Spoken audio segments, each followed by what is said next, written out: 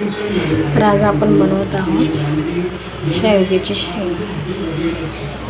तर मी शेवग्याची शेंग 10 ते 15 मिनटं मीठ आणि हळद टाकून शिजवून घेतलेली आहे.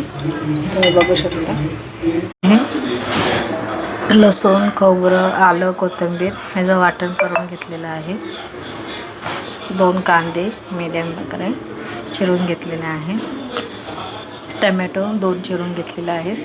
शेंगदाण्याचा कूट, 2 पळी तेल टाकून घेतलेलं आहे. कढईमध्ये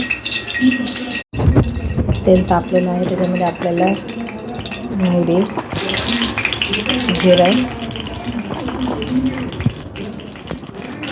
मोहरी छान भाजून झालं आहे. त्याच्यामध्ये आपल्याला कांदा टाकायचा. कांदा ब्राऊन होईपर्यंत भाजून घ्यायचा. कांदा भाजून झालेला आहे आपला. आता टमॅटो टाकायचं. टमॅटो छान भाजून घ्यायचे नरम होईपर्यंत. आपण लसूण खोबरं टाकून घेतो आहे.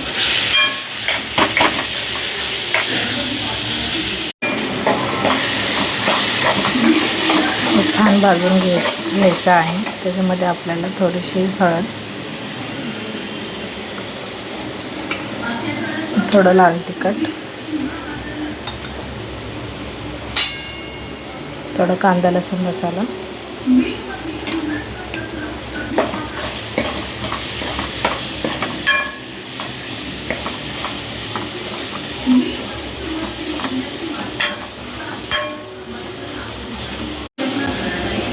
थोडं शेंगदाण्याचं कूट, 2 चमचे. शेवग्याची शेंग आपण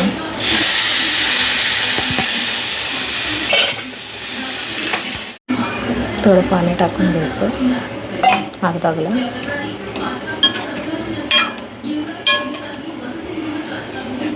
तुम्ही बघू शकता. जसं तुम्हाला पातळ किती घट्ट हवं आहे तशा प्रकारे तुम्ही करू शकता.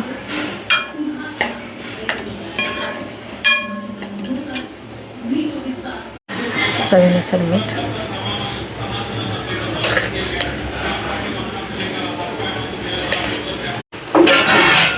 तुम्ही बघू शकता. अशा प्रकारे 15-20 मिनिटांमध्ये आपली शेवग्याची शेंगची